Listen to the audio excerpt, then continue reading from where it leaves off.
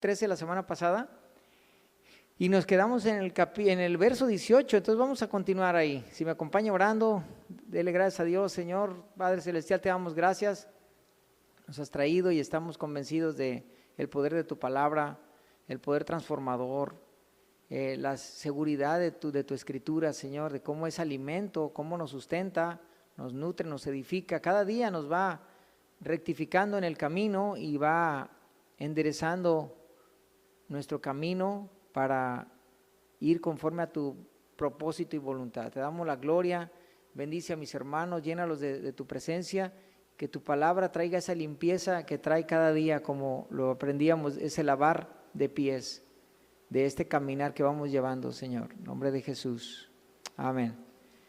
Bien, previamente en el capítulo 13 estudiábamos cómo Jesús lava los pies de los discípulos. Les da una lección, una enseñanza de humildad, porque el Rey de Reyes, Jesús, quien era el jefe de jefes, está dispuesto a hacer un servicio que solo hacían los esclavos, lavar los pies. Y vemos que era el acto de lo más, se puede decir así, que solo hacían los esclavos de menor rango. Lavar los pies. Entonces Jesús hace ese acto porque los discípulos, según otros evangelios, no el evangelio de Juan, según otros evangelios, lo que estaban discutiendo los discípulos era quién sería el mayor entre ellos. Es como si un espíritu papista, espero que se entienda porque lo expliqué la semana pasada, esto de ser el amo, el señor, el dueño, el jefe de todos, estaba ese espíritu maligno queriéndose posicionar sobre algunos de ellos y se peleaban. Estaban los hijos de Zebedeo, que los dos querían estar por encima de los demás, y ahí estaban a ver quién sería el mayor, y se estaban discutiendo, se estaban peleando entre ellos como niños, quién sería mayor. Y entonces Jesús, al lavarle los pies, les demuestra y les dice: mira, así como yo hice, ustedes deben de hacer, porque el que quiera ser grande, el más grande, debe ser el servidor de todos. O sea, en el reino de Dios no es en términos de grandeza, de superioridad, en términos de autoridad, en cuestión como los gobiernos de la tierra, como la autoridad que busca el mundo, sino que vimos que Jesús, Él en todo fue un servidor, en todo no buscó coronas, no buscó tronos. El espíritu papista, si tú lees la historia y los padres de la iglesia, o sea, los sucesores de los apóstoles, estuvieron rechazando todavía hasta el siglo IV, hermanos, hasta el siglo IV, mismo San Agustín rechaza el papado, o sea, rechaza la idea del papado y de que hubiera un líder supremo entre ellos. Y después esto del papado más bien ya empezó a tomar sentido después del siglo VI con Gregorio el Grande. Empezó a tomar más sentido y el Papa, esto de Papa se fue evolucionando y fue tomando poder y autoridad del siglo VI al 1200, que fue la edad de oro de los papas. Y eso es historia, hermanos. Y vemos que en la Biblia, aquí Jesús está expulsando ese espíritu papista, porque ellos querían buscar quién era el mayor, quién era el jefe, quién era en ese sentido la cabeza, el papa, o sea, en esa figura que la iglesia tradicional después cayó en ese engaño, porque por siglos los mismos sucesores desecharon ese espíritu, lo desecharon. Históricamente no hubo papas, o sea, históricamente no hubo trono, corona, más que el del César romano. Imperios, territorios, jerarquía, gobierno terrenal, todo eso era del César romano, hasta que después de la caída del Imperio Romano y la caída del César, que ya no hubo Césares, entonces ese lugar lo empezó a tomar el obispo de Roma, y empezó a evolucionar su poder hasta el 1200 después de Cristo, hermanos. Qué tremendo. Vemos que fue un poder que fue evolucionando del siglo VI en delante. Y en la historia no vemos que haya esa sucesión que se supone que la iglesia está narrando, porque históricamente no es correcto. Históricamente no hubo esta sucesión papal. Vemos que Jesús, al lavar los pies, muestra el acto más de servicio de lo que es el reino de Dios, que se trata que nos sirvamos unos a otros, que seamos servidores los unos de los otros, que tengamos un espíritu de servicio, no de querer dominar, no de gobernar. Muchos de los líderes, servidores, cuando recién empiezan, muchas veces son, a veces queriendo el enemigo engañarlos, a veces son seducidos a querer un puesto de autoridad en la iglesia con el afán de sentirse algo, alguien o sentirse superior a los demás. Y ese no debe ser el motivo para servir a Dios. El motivo para un ministerio en la iglesia debe ser para servir, porque estás ofreciendo tu vida en servicio y lo haces con amor y lo haces de la manera correcta, no buscando superioridad ni distinción, ni buscando un lugar. O sea, cuiden su corazón, hermanos. Que Dios les permita llegar a ser grandes ministros, grandes pastores, si Dios lo quiere, pero con esa actitud y ese servicio y ese espíritu en el Señor, ¿verdad? De servicio, ¿verdad? No con el espíritu equivocado de querer gobernar y dominar. Entonces vemos que Jesús además les enseña un principio extraordinario que estudiábamos la semana pasada, un principio al lavarle los pies de salvación y de santificación. Y eso es lo que estudiábamos. Porque al querer lavar los pies a Pedro, Pedro dice, no me laves, ¿cómo crees que me voy a dejar que me lave los pies? Eso está en el capítulo 13 de lo que estamos estudiando en el libro de Juan, del Evangelio de Juan. Entonces Jesús le dice, si no te lavo, no tendrías parte conmigo. Pedro le dice, lávame todo entonces. Y le dice Jesús, no, porque tú ya han sido lavados por la palabra que les he dado. O sea, vean qué importante es que cuando llega la salvación representa un lavamiento total en tu vida. Pero Jesús dijo, entonces que los que ya están lavados no tienen necesidad más que de lavarse los pies. Porque hablábamos de estas figuras que tenían que ver en esa época, donde la gente se bañaba en baños públicos y al regresar a sus casas ya venían bañados y al llegar a sus casas solo se lavaban los pies. Y es esa figura que nos hace entender de la salvación. Cuando llega la salvación a tu vida regalada por Jesús, la justificación en el sacrificio de Jesús, nosotros los pecadores, nosotros los que no merecíamos la salvación, que éramos indignos, sucios, en nuestros pecados, llegamos a entender el sacrificio de Jesús, el amor de Dios, lo aceptamos y somos lavados totalmente, salvo que necesitamos continuamente lavarnos los pies. O sea, un creyente se mantiene limpio por el sacrificio de Jesús en la salvación, pero el diario vivir, el caminar en el mundo siempre nos va a ensuciar los pies. Por eso hablábamos de esto, pues todo esto que estábamos estudiando, que lavar de pies es la santificación. La Biblia habla que nos santifiquemos diariamente, porque en el Espíritu ya fuimos santificados, ya fuimos lavados en el Espíritu cuando aceptas a Jesús. Pero luego el alma es la que necesita ser lavada todos los días. El alma es la mente, que es donde nuestras ideas y conceptos se van renovando, se van limpiando, y es como equivale a lavar los pies, ¿verdad? A lavar los pies, porque el día a día el caminar en el mundo pues nos va ensuciando. Es más, basta a veces un rato ahí de estar en el celular cuando ya agarraste muchas cosas que no,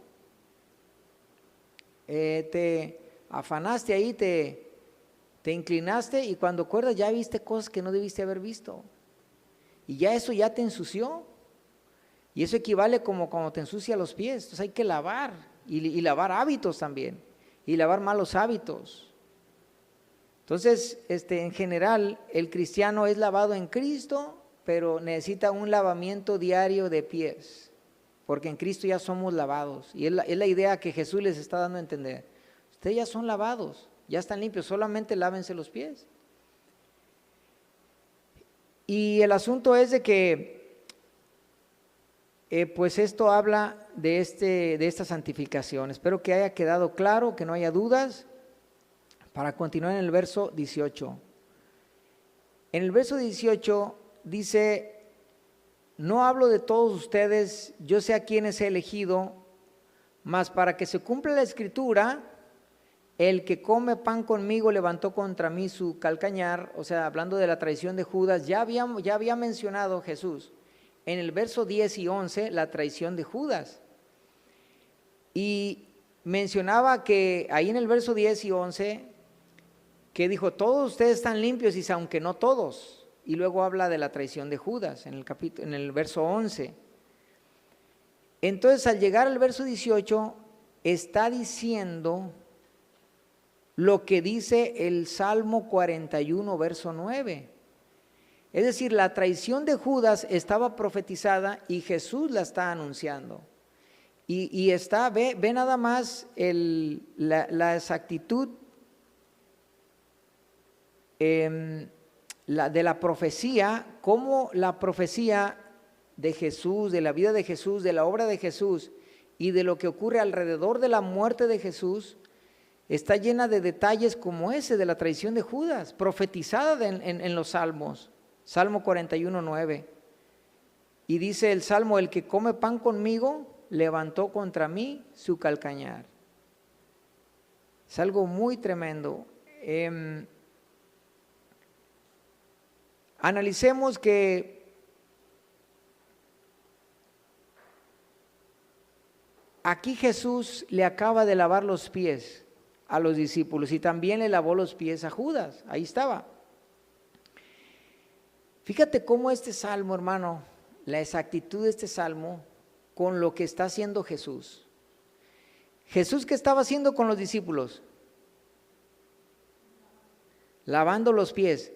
Imagínate lo que está haciendo Jesús, un acto de humildad, de servicio, de amor, lavando los pies. ¿Y qué hizo Judas? Levantó su calcañar, su talón. Es como si lo que estuviera haciendo Jesús por amor, lavando sus pies, la traición de Judas equivale a aprovecharse que le está lavando los pies para darle con el talón en la cara. O sea, a eso equivale la traición de Judas. O sea, ante un acto de amor y de misericordia, porque vemos a Jesús todo el tiempo tratando bien a Judas, dándole un trato digno. Jesús no trató nunca mal a Judas.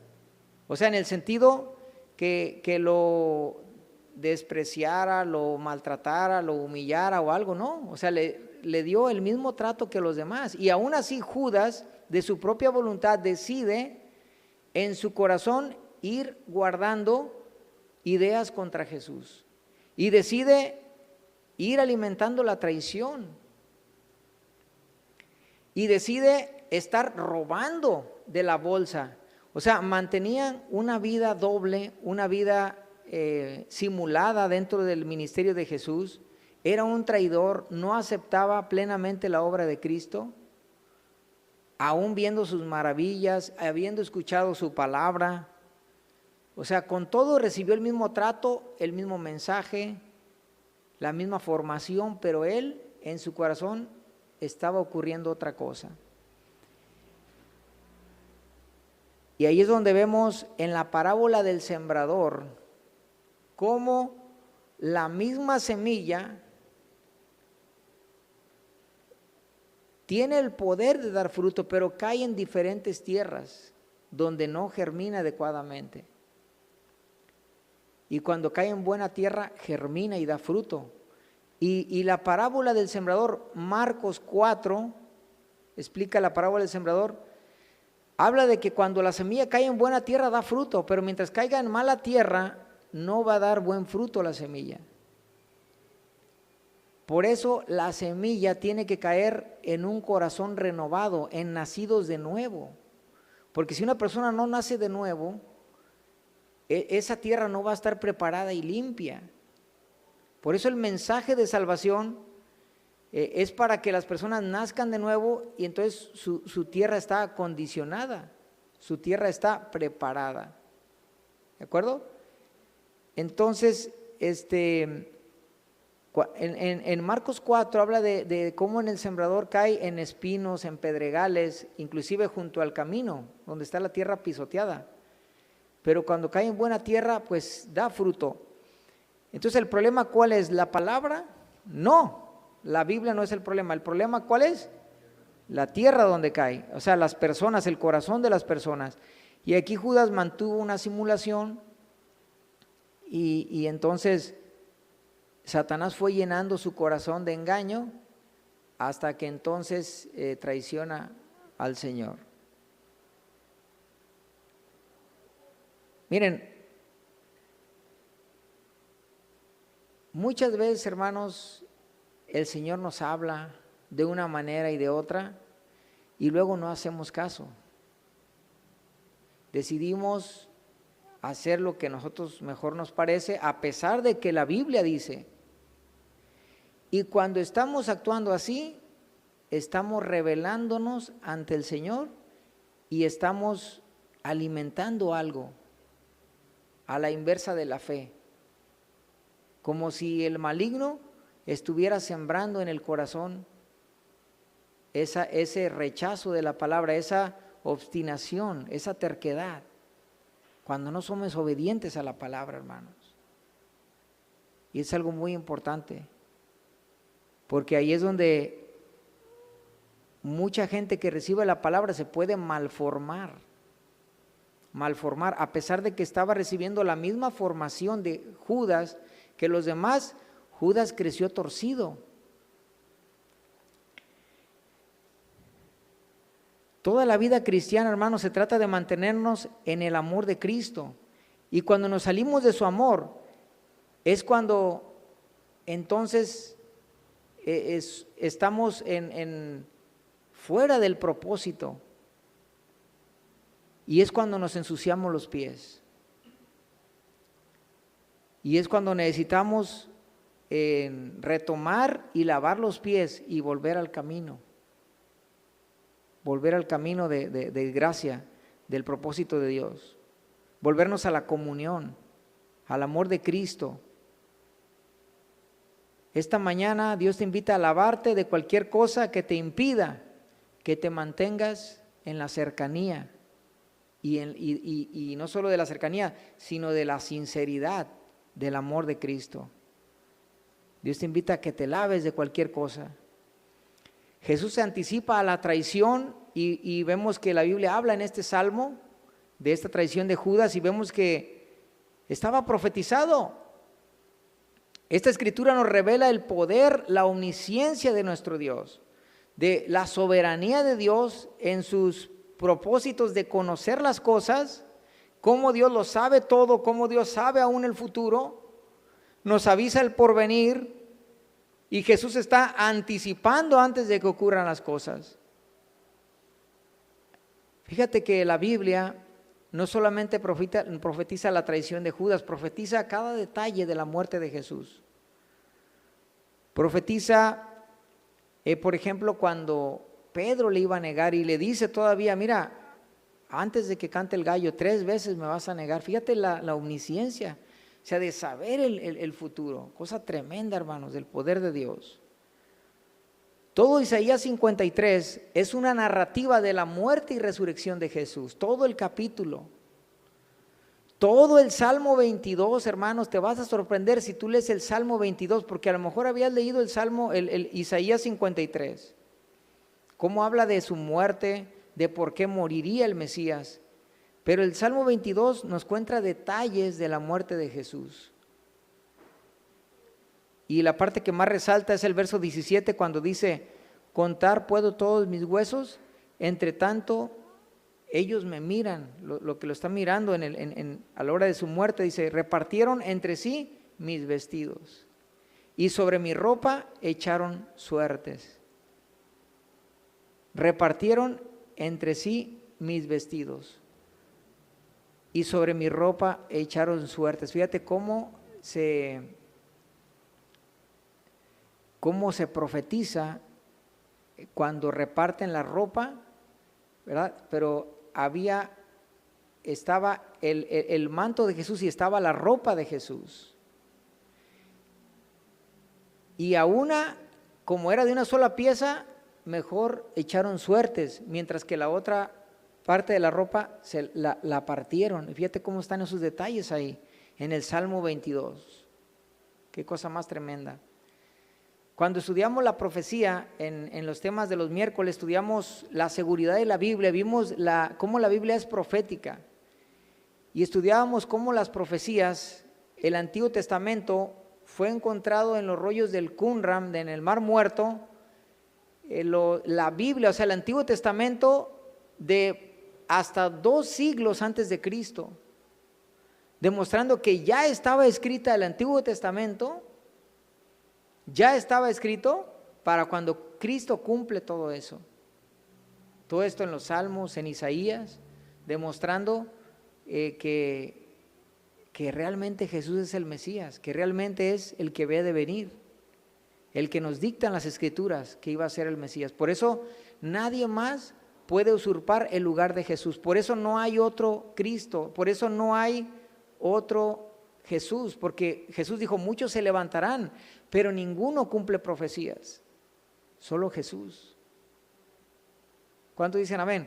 O sea, es el señalado por las Escrituras. A este señaló al Padre, este es mi Hijo amado, la voz del cielo, los testigos, todo lo que ocurrió, su muerte y su resurrección, porque ningún otro hombre ha resucitado que se diga Mesías, que se diga que es el Cristo. Ningún otro, solo uno, solo Cristo, y Él es. A ver, todos digan, Él es.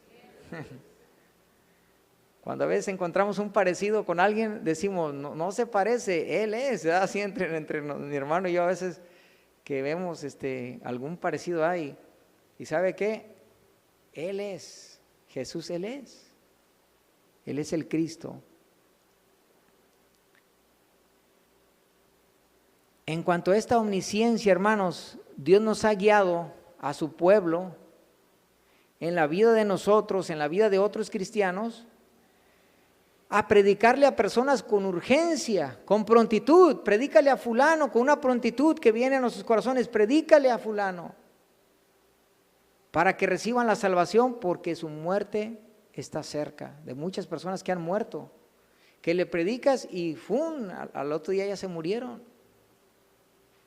A mí me ha pasado, hermanos, esa prontitud, esa urgencia. Compártele a compártele rápido, compártele. Porque su muerte está próxima. Fíjate cómo Dios sabe eso, entonces se acelera las cosas. Compártemele a En Hechos 5 muestra a Pedro, guiado por el Espíritu Santo, en Hechos 5, para saber lo que estaba pasando con una pareja llamada Ananías y Zafira, y también para saber lo que iba a suceder, que habían de morir. Y el Espíritu Santo le anticipa a Pedro, y en ese momento caen muertos Ananías y Zafira, su mujer. Y Juan 13, verso 19, continuando la lectura, dice, desde ahora les digo, antes que suceda, desde ahorita les digo, para que cuando suceda, o sea, la traición de Judas, crean que yo soy, porque les está profetizando este salmo. Y se los está advirtiendo, le está diciendo. Y dice Jesús, para que cuando ocurra eso y vean lo que yo estoy diciendo y que se cumpla, crean que yo soy. A ver, todos digan, yo soy. Yo soy. Ese es el nombre más santo de Dios en la Biblia, el yo soy. Todos los nombres podías pronunciarlo, pero había un nombre que no estaba prohibido pronunciar por los judíos, y era el yo soy. Ese nombre se escribe YHWH, de donde unos traducen Jehová, Yahvé. Por eso según la Biblia que leas, como son consonantes, nadie sabe cómo realmente debes de pronunciarlo o traducirlo. Por eso es que unos le dicen Yahvé y otros Jehová, porque realmente está escrito YHWH. Y ese es el yo soy. Ese nombre está revelado a Moisés cuando Moisés dice, ¿quién me envía? Cuando yo libere al pueblo de Israel de esclavitud. Y Dios le dice a Moisés, diles que yo soy te envía. Que YHWH, o sea que Jehová, el yo soy. Yo soy te envía. Entonces Jesús ya ha estado haciendo manifestaciones como el yo soy. Ya acuérdense que ha estado mencionando los yo soy como figuras. Yo soy la resurrección y la vida, yo soy el camino, la verdad, la vida, que vamos a ver más adelante. Pero ya vimos que dijo yo soy la puerta, yo soy el buen pastor, yo soy, hablando del pan de vida, hablando de cada una de las figuras que son 7. Pero además de 7 figuras que dicen el yo soy 7, número de Dios, número perfecto, además Jesús en otras 7 ocasiones hace cosas divinas para decir yo soy. En este caso profetizar, como le está diciendo de Judas, de la traición de Judas. O sea, ¿cómo? Imagínate dentro de todo el plan de la profecía, cómo hasta la traición de Judas. O sea, cómo hasta el traicionero ahí está incluido. Cosa tremenda.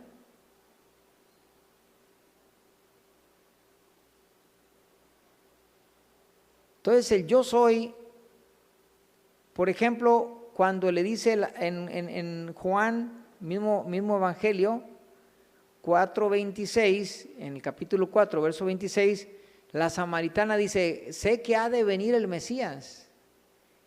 Y Jesús le dice, yo soy, le dice a la samaritana. En el capítulo 6, verso 20, cuando camina sobre el mar, o sea, Mesías el primero, luego camina sobre el mar, les dice, no teman, yo soy. O sea, pero haciendo una obra milagrosa, sobrenatural, tremenda.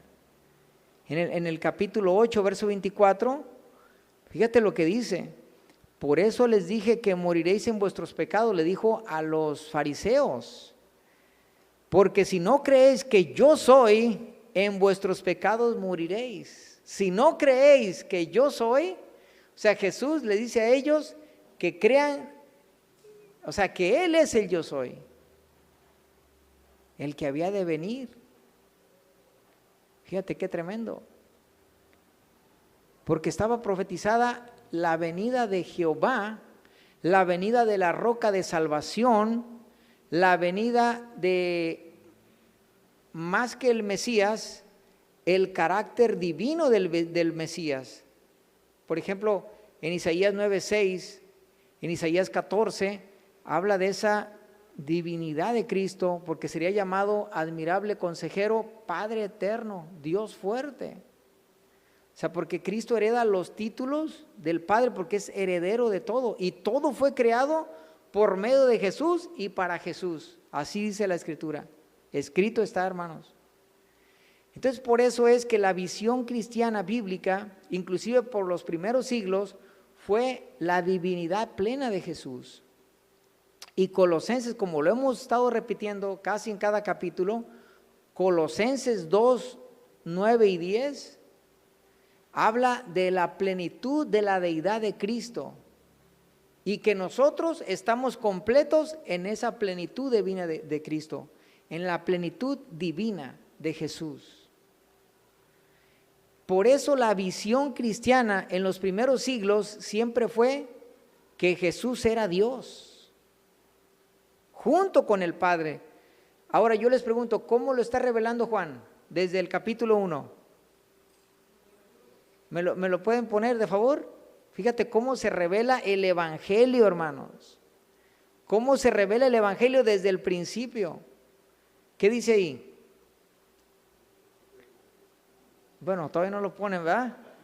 Ahora sí, ¿qué dice ahí? Ahora sí no me falló, ¿verdad? Bueno, ¿qué dice ahí? En el principio era el verbo, dice el verso 14 que el verbo es Cristo, es Jesús. Entonces en el principio era el verbo y el verbo estaba con Dios. Sabemos personas distintas y ¿qué dice? Y el verbo era ¿qué? Era Dios. O sea, vean, o sea, sin ninguna, miren, si el apóstol hubiera querido decir otra cosa, al decir que Jesús es Dios, y si no fuera Dios, automáticamente nos estuviera llevando a la idolatría, el apóstol, pero empieza con la declaración directa de que Jesús es Dios, como diciendo, miren, para que no se me vayan para acá ni para acá, desde ahorita les digo, Jesús es Dios. ¿Cierto o no? O sea, es lo que hace el apóstol. O sea, darnos la conclusión desde el inicio para que todo el desarrollo del tema de su libro vayas esclareciendo que Jesús es el yo soy, y por eso viene en forma de 7, para que venga esta perfección, 7, 7. 7. Y vemos que entonces, porque hay otras 7 declaraciones en el libro de Juan de que Jesús es el Cristo, es el Mesías. Por eso es 7, 7, 7. ¿Y qué dice Filipenses 2, 5? Que Jesús se despojó ¿de qué? De su divinidad y tomó forma de siervo. Entonces, al ver ciertas denominaciones, la humanización de Cristo y verlo como hombre, verlo en servicio. Imagínense todavía los que le vieron lavando los pies de los discípulos, haciendo las cosas del servicio más bajo. Entonces quieren despojarlo totalmente de su divinidad.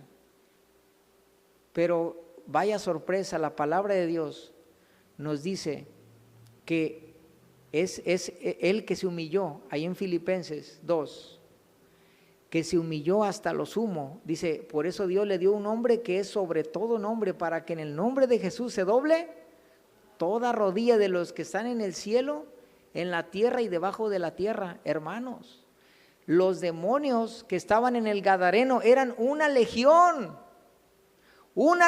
de demonios. ¿Y qué hizo esa legión de demonios? Al ver a Jesús, va y se encuentra con Jesús, va al encuentro de Jesús y se pone de rodillas. No nos mandes al abismo. Una legión de demonios temía por el poder de Cristo, hermanos. Jesús era uno, pero más poderoso que 1000 legiones, hermano. ¿Te das cuenta? Legiones de demonios.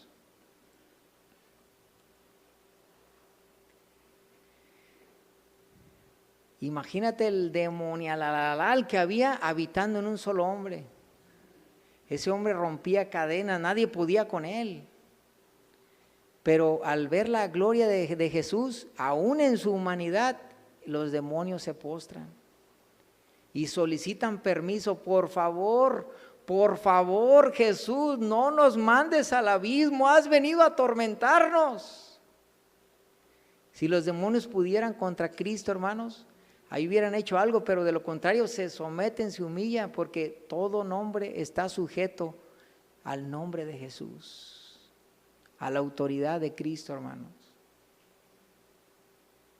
Y vemos entonces que ahí está, hermanos, el yo soy ahí manifestado. Fíjate cómo cuando se revela a su pueblo, ¿quién me envía a liberarlos? El yo soy. Y cuando viene Cristo, yo soy.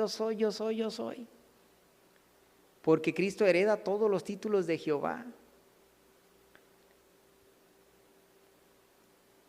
Inclusive el nombre, hermanos. Por eso dice, el Padre y yo uno somos. Y aunque el Hijo se somete al Padre, el Padre, por esa sumisión, el Padre le dice, hereda todo, reina sobre todo. todo lo hice para ti, hijo mío, le dice el padre al hijo, todo lo hice para ti. Y aún los creyentes, ¿quiénes son? La novia de Jesús, la novia de Jesús.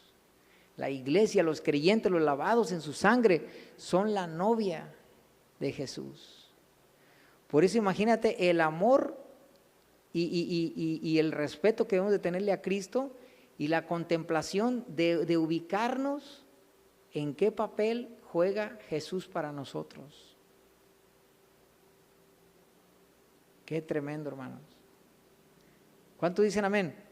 Tanto que desde el principio dice, ¿sabes qué? Es Dios, porque por eso la visión de la Trinidad, hermanos, que muchas denominaciones rechazan, desde los primeros siglos, hermanos, no fue discutida hasta el siglo II, con un obispo llamado Arrio, y por Arrio empezó la duda. Por ver la humanidad de Jesús empezó el concepto de despojar a Cristo de su divinidad. Y fue algo que la unanimidad de todos los sucesores y de la iglesia de los primeros siglos, en el segundo siglo rechaza la idea, porque la visión global, histórica y que se había heredado era la divinidad plena de Jesús, hermanos. Hasta el siglo II que comenzó un pensamiento diferente, cosa que fue atacada en un concilio cristiano. Los primeros concilios de la iglesia fueron cristianos, ecuménicos en el sentido que todas las iglesias participaban. Cuando Roma ya se organiza y se empieza a dominar lo del papado, ya el Vaticano hacía sus propias reuniones, sus propios concilios, y esos son los que ya no son válidos, porque no participaban una universalidad de las iglesias. Simplemente ellos ya se organizaban como organización independiente, pero que quería dominar sobre los demás, la Iglesia Católica Romana. Y esos concilios ya no son válidos. Pero los primeros concilios se debatieron cosas que la unanimidad de los creyentes, de los obispos, de los siervos de Dios en todas las regiones se juntaban y definían cosas, como cuando se juntaron en Jerusalén en el primer siglo, Hechos capítulo 15, y definieron la salvación y que no debemos de ser judaizantes. Básicamente es lo que, o sea, no debemos de convertirnos al judaísmo, cosa que también muchas iglesias empiezan a conocer el judaísmo y se quieren hacer judíos, cuando ya estamos completos en Cristo. Eso se discutió en Hechos capítulo 15, que no debemos hacernos judíos, nosotros que somos gentiles, ¿verdad? Pero que ahora somos pueblo de Dios, ¿verdad? Amén. Bien, entonces,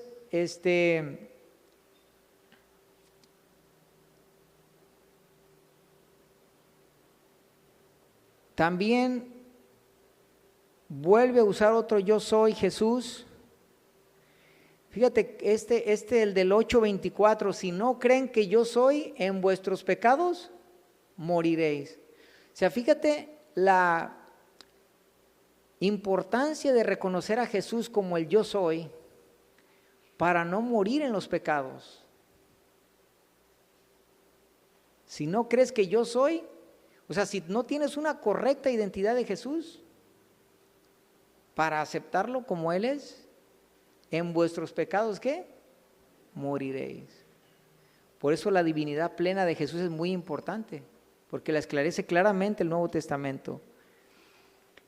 Dice el verso 8:28, les dijo pues Jesús, cuando hayas levantado al Hijo del Hombre, o sea, cuando lo crucificaran, entonces conoceréis que yo soy. Fíjate qué tremendo. Conoceréis que yo soy. Otra vez insiste con el yo soy.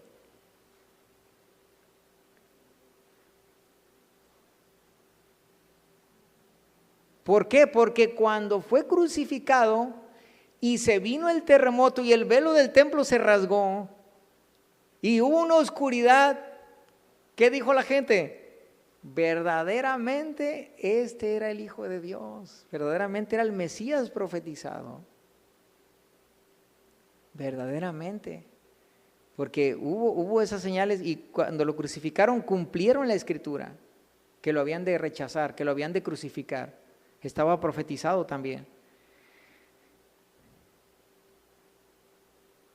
Capítulo 8, verso 58, Jesús les dijo, otra vez que dice yo soy, de cierto os digo, antes que Abraham fuese, yo soy. Otro yo soy. Y son 7, si los cuentas, son 7 para, en el 13:19, es el sexto que vimos ahorita, dice, desde ahora os digo, antes de que esto suceda, para que cuando suceda, crean que yo soy. Por causa de la profecía. Y el último lo vamos a ver en Juan 18:5, donde le dice, le respondieron a Jesús Nazareno, Jesús les dijo, yo soy. Y estaba también con ellos Judas, el que le entregaba. Cuando les dijo, yo soy, retrocedieron y cayeron en tierra, porque decían, cuando llegó Judas a traicionarlo, que iba con la guardia, Jesús se les acerca y le dice, ¿a quién buscan? Y la guardia le responde, a Jesús Nazareno buscamos. Entonces Jesús le dice, yo soy. Y cuando dice yo soy, ¡fum!, se caen en tierra, o sea, los tumba la gloria del Señor. Retrocedieron y cayeron en tierra, o sea, de la majestad de Cristo. Me buscan, aquí estoy. Y ese yo soy, ¡fum!, por allá cayeron. Fíjate qué chusco, qué chistoso. Los que iban por él a apresarlo se caen. A causa de la gloria y del temor que tenían. Entonces se lo llevaron porque él se entregó. Él dijo, a mí no me quitan la vida, yo la entrego. O sea, él se entregó, hermanos. Y todo eso estaba escrito. Verso 20, de cierto os digo, el que recibe al que yo enviaré, me recibe a mí. Y el que me recibe a mí, recibe al que me envió. Hermanos, fíjate, estamos hablando de la divinidad de Cristo, y este es un texto trinitario. Fíjate, de cierto os digo, el que reciba al que yo enviaré. ¿A quién envió Jesús? Que después nos dice, capítulo 17, cuando habla de que enviaré al Espíritu Santo, estará con vosotros. El que recibe al que yo enviaré, o enviare, me recibe a mí. Y el que me recibe a mí, recibe al que me envió. O sea, es un texto trinitario. ¿Ya lo vieron? Cuando Cristo es bautizado, también es un texto trinitario, porque está el Padre allá arriba, hablando, mientras habla el Espíritu Santo está descendiendo en medio, está cayendo sobre Jesús, y Jesús en tierra, recibiendo al Espíritu Santo, y Jesús allá arriba hablando, Dios arriba hablando. Hemos hablado series completas sobre cómo el Espíritu Santo es Dios, o sea, es el Espíritu de Dios.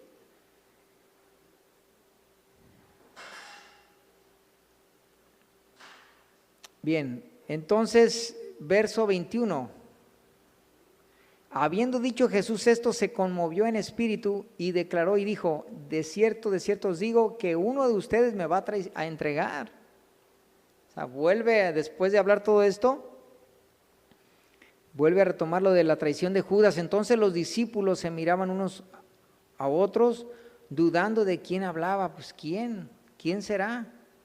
Ahí es donde otros evangelios dicen, ¿seré yo, maestro? Fíjate, que es cuando le dice el Señor, tú lo has dicho, del Judas.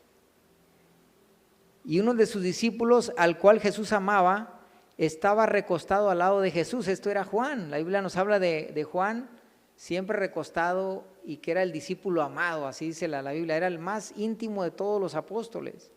De todos los apóstoles, Juan era el más cercano, tanto que fíjense lo que dice.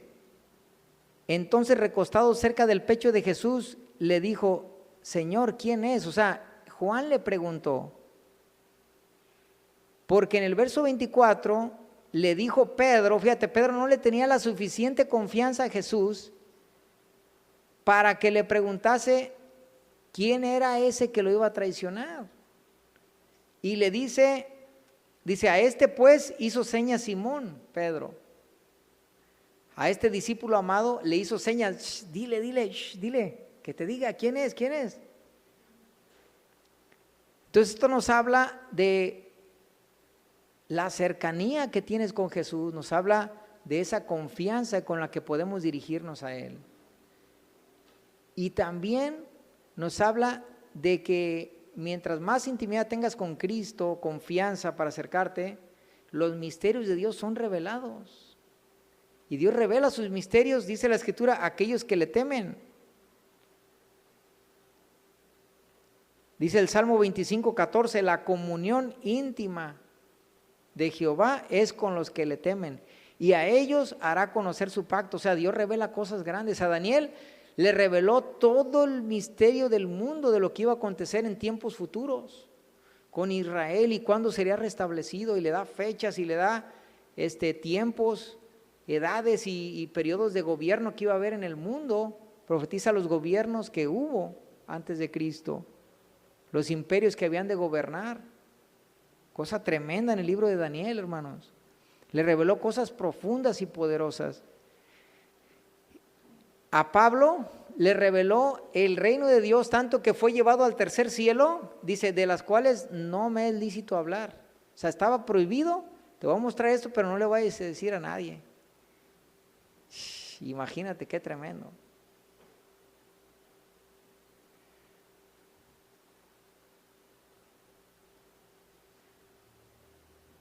Y lo que quiero resaltar aquí es que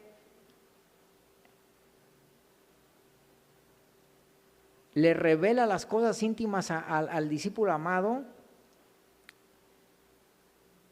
y le dice entonces, cuando le pregunta a Juan, el discípulo amado le pregunta, ¿quién es, Señor? Y le responde Jesús, a quien yo diera el pan mojado, aquel es. Hermanos, quiero que recapitulemos un aspecto aquí importantísimo, hermanos. Aquí se está llevando a cabo, según otros evangelios, porque acuérdense que los 4 evangelios cuentan la misma historia, pero ver detalles en uno y en otro te complementa toda la historia. Aquí estamos en la última cena, hermanos. En la última cena antes del sacrificio de Jesús. Y lo que está pasando aquí es de que Judas le dice, mira, el que yo tome el pan mojado, ese es. Y lo dio a Judas Iscariote. O sea, ahí en esa escena, hermanos, en otros evangelios es cuando Jesús comparte la cena y dijo, esto es mi cuerpo y esto es mi sangre del nuevo pacto, y se da lo que es la Santa Cena en este pasaje. En otros evangelios, espero que lo estén entendiendo, porque, amados, todos los versículos, te digo, en el evangelio los 4 evangelios son versículos paralelos, entonces se relaciona uno con otro porque está hablando la misma historia. Y aquí ya Jesús está en su última noche, cuando le lava los pies, cuando les da la cena en el aposento alto, y aquí es donde Judas más adelante sale ya a traicionarlo, pero Judas estuvo en la cena. Y aquí vamos a ver cómo él sale después de que toma este pan mojado y dice que lo da Judas Iscariote, hijo de Simón.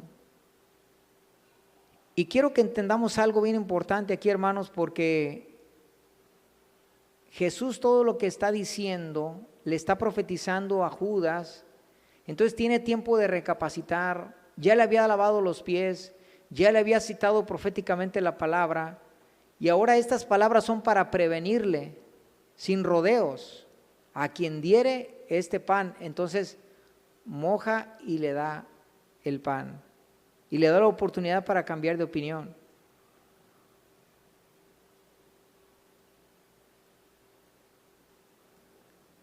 Note lo que dice el verso 27, después del bocado, o sea, acuérdense que aquí Jesús está celebrando pues la cena, la Santa Cena, lo que después se dice en la iglesia tradicional, que lo vuelven así como religioso. ¿Qué es lo que pasó con la iglesia? La iglesia al entrar en la Edad Media, hermanos, todo lo que era una vida práctica se convirtió en una vida religiosa, ceremonial. Es decir, la confirmación bíblica es que tú te confirmes todos los días en la palabra, que te confirmes si estás viviendo, si estás andando en los caminos de Dios, por medio de reflexión, de oración, de meditación. Entonces la confirmación en la iglesia tradicional se hizo un rito, se hizo algo ceremonioso y se pasó de la vida práctica a lo ceremonial. Entonces hicieron un rito que se llama la confirmación, lo que es el aceptar a Cristo.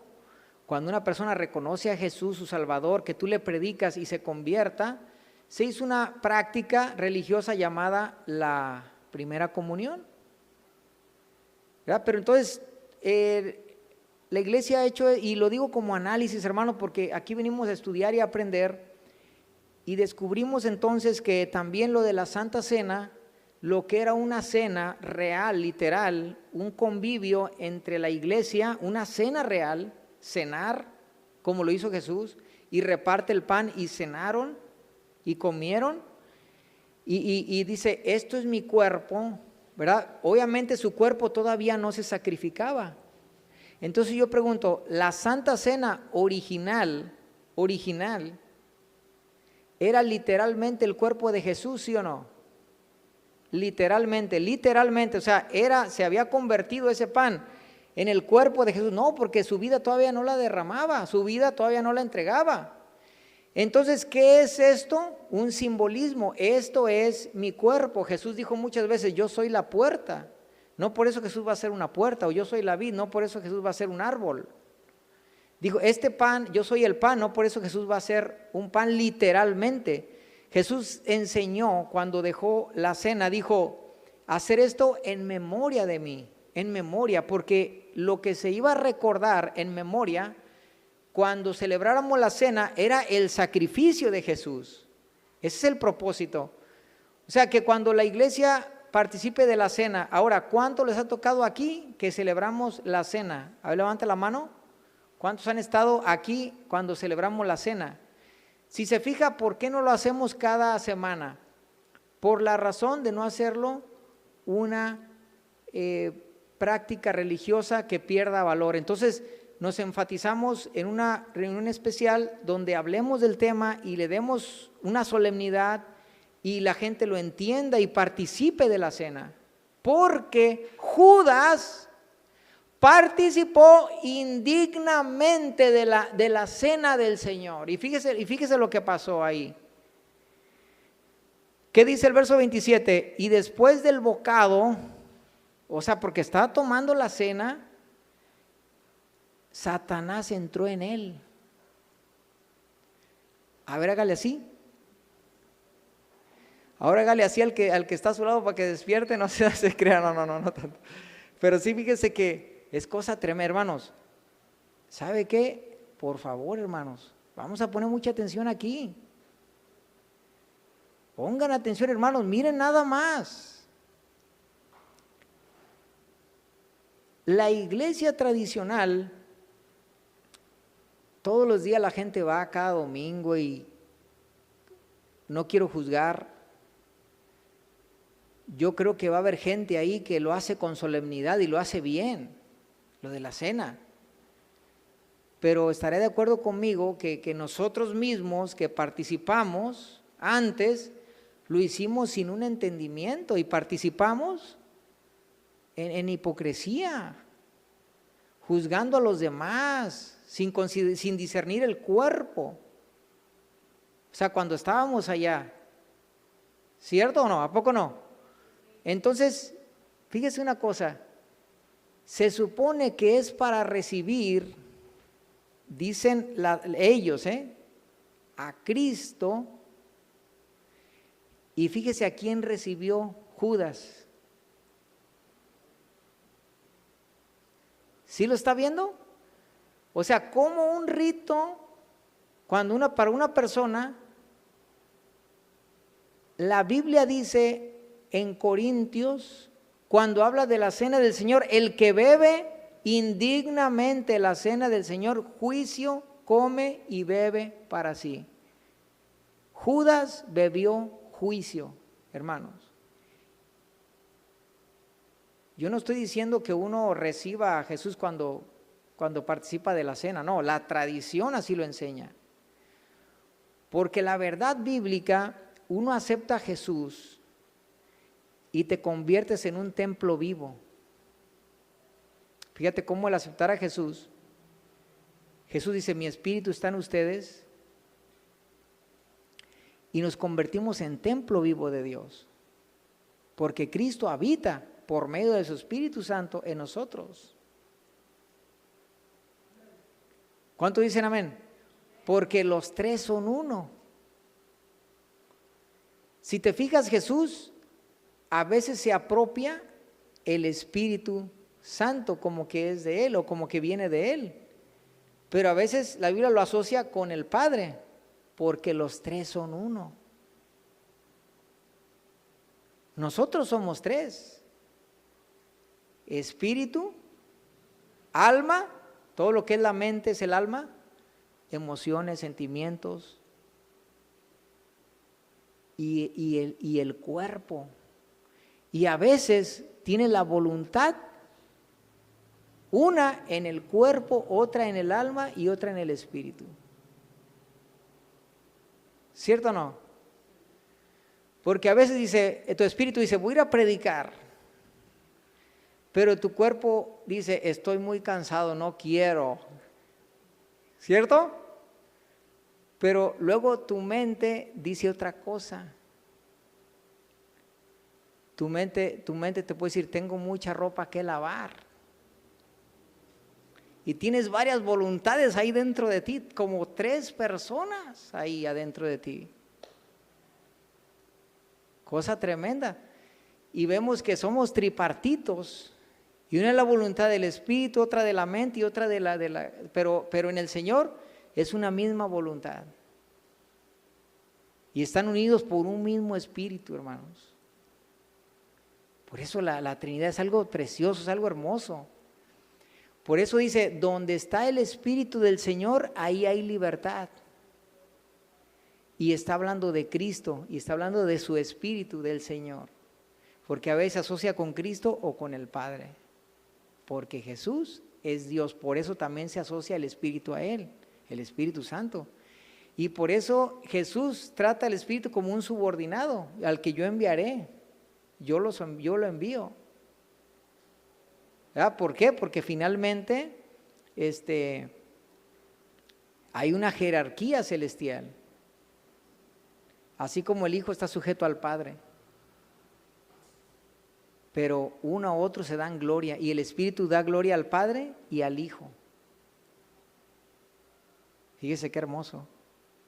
Porque en todo lo que va a hacer el Espíritu Santo es glorificar a Cristo, y Cristo al Padre, y el Padre vuelve a glorificar al Hijo, y es una de echarse porras uno al otro. Así como la esposa se sujeta al esposo, ¿verdad que sí? A ver, los varones digan, ¡ey! ¿Verdad? Bueno, comercial para la reunión de matrimonios, de este lunes al próximo vamos a tener reunión de matrimonios. Y fíjense, hermanos, que el detalle aquí es que al participar de la cena,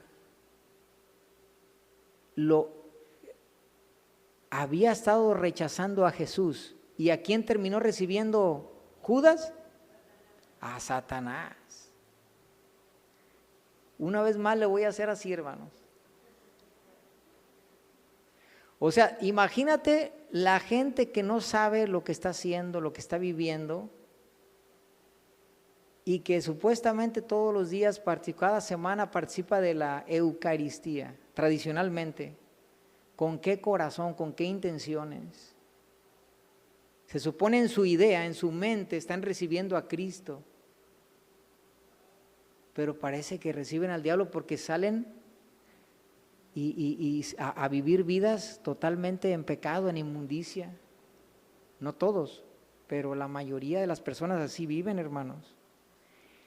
Y lo peor sería que en una iglesia cristiana eso esté ocurriendo, que vengamos a lavarnos en la palabra y en vez de lavarnos salgamos más sucios. O que cuando participamos de la cena del Señor no entendamos lo que estamos haciendo, porque sí lo hacemos.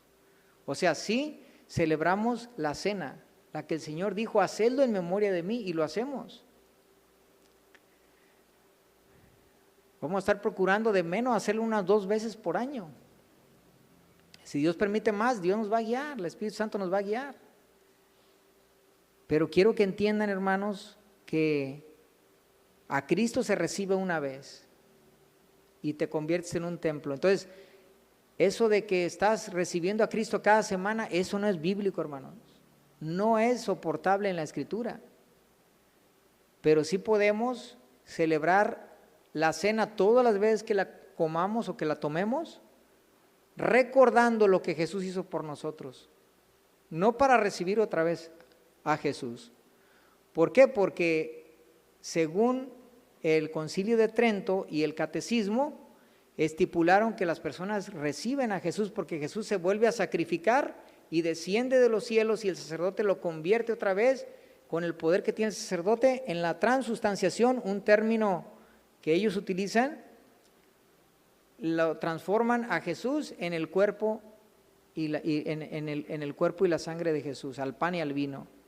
Entonces lo bajan del cielo y Jesús vuelven a sacrificarlo. Cuando el verdadero sacrificio, dice Hebreos 4 veces, que hizo un solo sacrificio por nuestros pecados. Entonces el catecismo vuelve a decir que Jesús vuelve a sacrificarse por los pecados.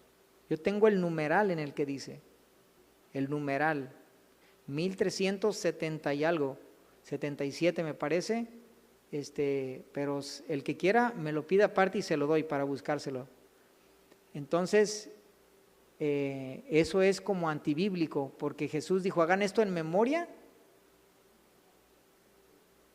y la Biblia estipula 4 veces que Jesús hizo un solo sacrificio, que Jesús no vuelve a sacrificarse. Entonces le dan un significado exagerado y no bíblico. De lo contrario, que contradice a la Escritura, porque Jesús hizo un solo sacrificio por nuestros pecados, el de su sangre. Entonces, cuando Jesús dice hacer esto en memoria, cuando tomamos la cena, recordamos ese sacrificio que sí quita los pecados, que sí quitó nuestros pecados al creer en Jesús, que sí nos justificó, que sí nos perdonó, porque es en el sacrificio de Jesús que se consuma la obra redentora y salvadora, hermanos. Es algo muy importante. Como iglesia no venimos aquí a juzgar, a criticar ni nada, pero sí venimos a aprender y a tener un entendimiento correcto de las Escrituras, un entendimiento congruente de las Escrituras con respecto a lo que son las cosas. Imagínate quién iba a pensar que tomando la cena el diablo se le iba a meter. Otra vez, hay que hacerle así, es algo tremendo, hermanos. Es algo tremendo, ¿no? Entonces no quiero que se malentienda, porque por eso lo que sí dice la Biblia en Corintios, que había juicio de Dios por no tomar la cena dignamente, porque había pleitos, porque había divisiones, porque había problemas en Corinto, había fornicación, había muchos pecados que al no tomar dignamente, Pablo les dice claramente que había juicio de Dios en la iglesia, que aún había gente muerta a causa del juicio de Dios. Gente enferma, gente debilitada, por causa del juicio de Dios, por no discernir el juicio de Dios. Por no discernir, el cuerpo de Cristo, que es la iglesia, que era la comunión cuando estaban tomando la cena. La comunión con el cuerpo de Cristo, el respeto que debe haber en la congregación unos con otros. Bien, entonces, hermanos, aquí Judas estuvo maquinando, estuvo buscando traicionar a Jesús, participa de todo el proceso con los discípulos, vio su gloria, oyó todo lo del ministerio de Jesús, vio sus maravillas, pero él tenía otras intenciones, robaba de la bolsa, mantenía un corazón contrario a la obra de Jesús. Satanás fue llenando su corazón hasta que Satanás entró en él.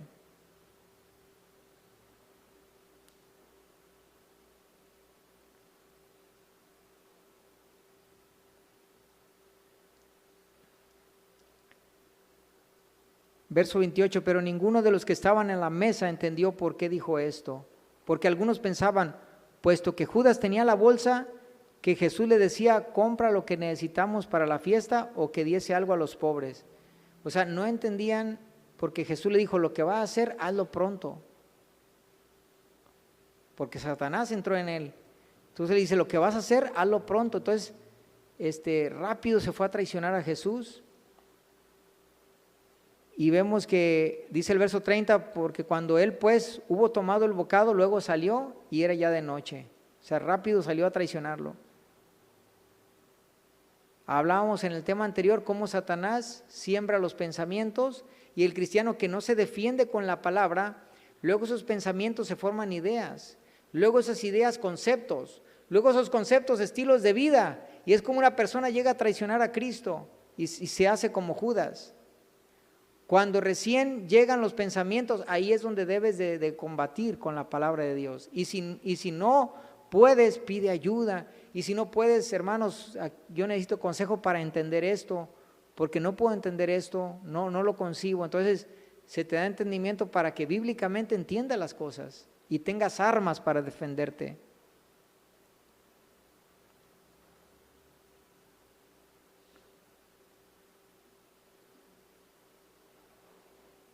Para terminar rápidamente, dice Juan 13:31, entonces cuando hubo salido, dijo Jesús, ahora es glorificado el Hijo del Hombre y Dios es glorificado en él, por su sacrificio que iba a tener.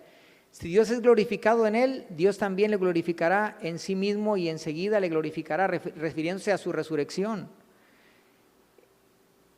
Hijitos, aún estaré con ustedes un poco, me buscaréis, pero como dije a los judíos, así os los digo ahora, a donde yo voy, ustedes no pueden ir, hablando de que ya iba a morir y irse con el Padre. Un mandamiento nuevo les doy, que se amen unos a los otros. Como yo les he amado, así también que ustedes se amen los unos a los otros. La Biblia ya decía en Levítico que se amaran los unos a los otros. ¿Por qué Jesús dijo, un mandamiento nuevo os doy? Porque Jesús está diciendo que se amen los unos a los otros. Y está agregando como yo los he amado, porque Jesús les amó hasta entregar su vida. O sea, con un amor sacrificial. Y de esa manera Dios, por eso dice Jesús dice un nuevo mandamiento. Y en esto conocerán todos que sois mis discípulos. Ve cómo Jesús es Dios, tanto que puede dar mandamientos. Si tuvieres amor los unos con los otros. La característica, hermanos, de un siervo de Dios, pues debe ser el amor en los servidores, en la iglesia. No busquemos posición solo para tener reconocimiento del hombre o de los demás, o que vean que sobresalimos en algo, o como si fuera un espíritu competitivo. Busquemos servir como Cristo sirvió y que el motor de ese servicio sea el amor. Que nos amemos como Cristo nos amó a nosotros.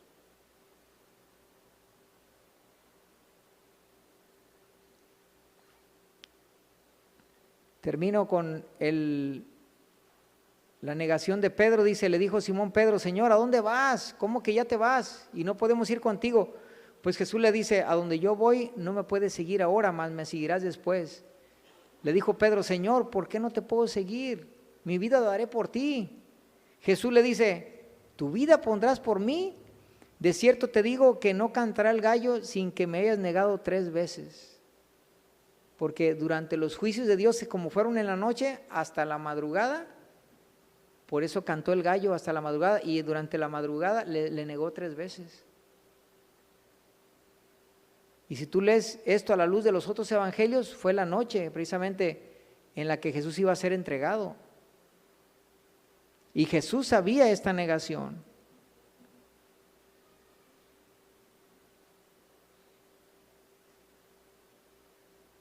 Quiero que por último nada más reflexionemos en este asunto. ¿Sí se acuerdan cuando Pedro estuvo preguntando quién sería el traicionero? A ver, Juan, pregúntale a Jesús. Tú le tienes más confianza. Tú hasta te recuestas así en su costado. ¿Quién es? ¿Quién es el traicionero? Estaba más preocupado por las faltas de otro que no vio sus propias debilidades. Qué tremendo, ¿no? Estaba más ansioso por saber quién sería el traicionero, pero ahora le tocaba enfrentar su propio pecado. Como cristianos a veces estamos más al pendiente de las faltas de otros, que olvidamos que nosotros mismos podemos ser tentados también. Mira, Pedro traicionó a Dios también, a Jesús, lo traicionó. Pero el problema con Judas es que desde el principio Judas estaba torcido. Judas no buscaba la gloria de Cristo, buscaba su propia gloria. Y el problema con Pedro fue que sí fuera un discípulo real, pero al final él, al caer en orgullo, en autosuficiencia, le dijo a Jesús: yo no te negaré, yo te seguiré. Dijo: me seguirás, cálmate si me vas a negar 3 veces, porque tenía autosuficiencia. Y uno siempre debe de aprender a depender de Cristo. En la vida, siempre Cristo está con nosotros, nos esfuerza, nos ayuda, es nuestra fortaleza, nuestro pronto auxilio. Jesús dijo: yo estaré con todos ustedes hasta el fin. Fíjate la omnipresencia de Cristo, o sea, otra huella de su divinidad. Y entonces vemos que como cristianos es diferente cuando caes de ir bien bajo una caída que se da por desprevenido, que bajo un corazón como el de Judas, que ya iba maquinando, iba y con intenciones.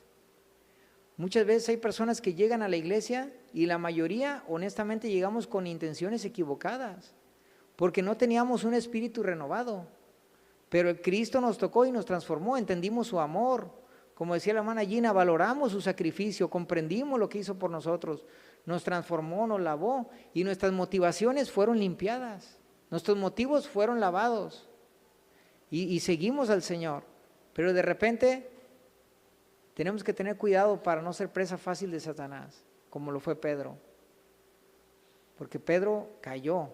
Y Jesús le advirtió. En otro pasaje, Jesús le dijo: mira, Pedro, Satanás te está pidiendo para zarandearte como a trigo, porque el trigo lo agarraban y lo golpeteaban así para que soltara el grano. Y es lo que iba a hacer Satanás con Pedro, y lo hizo. Y Jesús dijo: yo nomás he pedido que tu fe no falte. Significa que Satanás pidió permiso. Y Jesús se anticipa a preparar el corazón de Pedro, pero Pedro en vez de depender de Cristo fue autosuficiente. Y nosotros no debemos porque cuando empiezas, hermano, a crecer en el Señor, luego se te puede olvidar que el que te da ese crecimiento es Dios, y luego puede venir ese espíritu competitivo y decir: no, yo ya sé, yo ya conozco, ya soy un siervo de Dios, ya sé esto, ya sé lo otro, y por ahí Satanás te puede agarrar por el orgullo. Porque la raíz del diablo es el orgullo. Satanás por orgulloso cayó, porque él era el más bello de todos los ángeles, el más sabio, era líder, y tómala, él mismo se enredó en su propia sabiduría. Y vemos que Dios nos manda a depender de Cristo siempre. Y cuando dependamos de Cristo, hermanos, vamos a salir librados de todo ataque de Satanás. Pongámonos de pie, oremos, despidámonos, démosle gloria al Señor, que Dios los libre, que purifique sus corazones, sus motivos, que entendamos que todos los días hay que lavarnos los pies.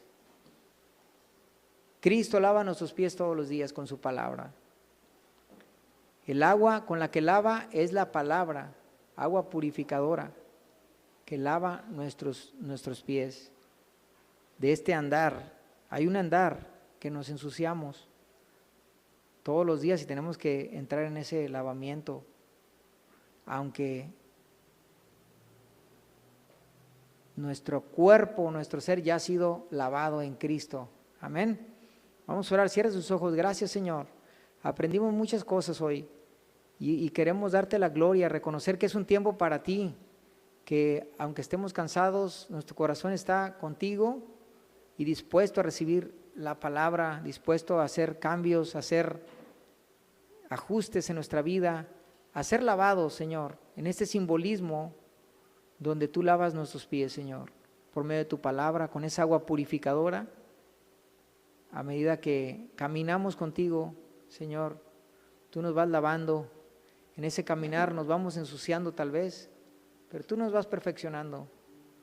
Tú vas manteniendo motivos puros, motivos claros, corazones limpios, mentes claras, corazones dispuestos para seguirte, para servirte.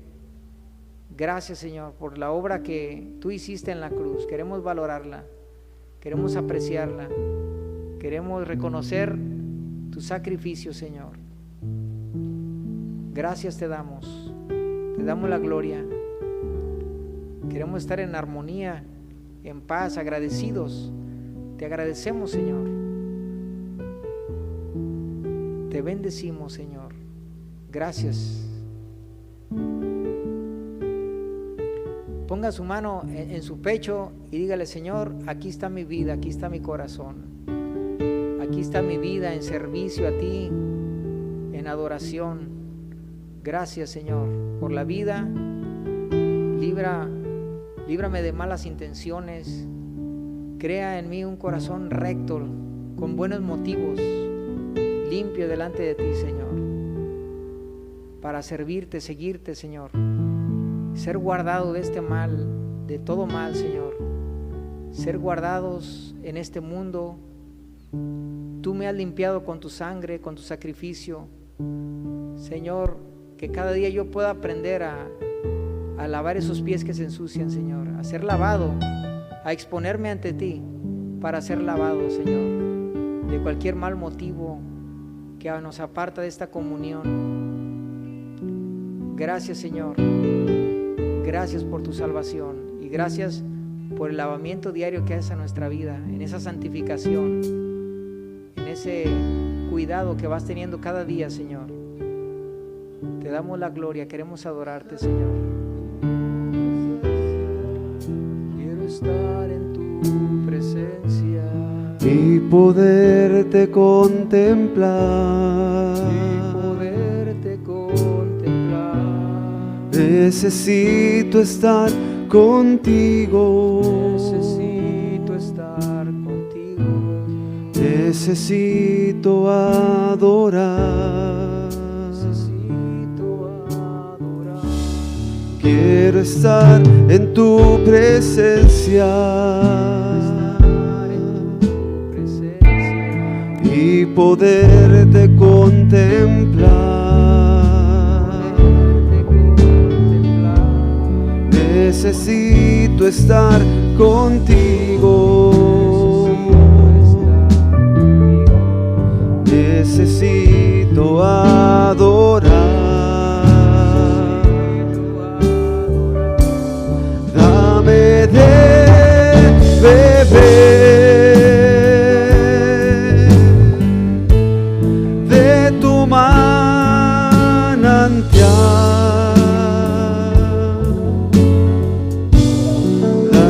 De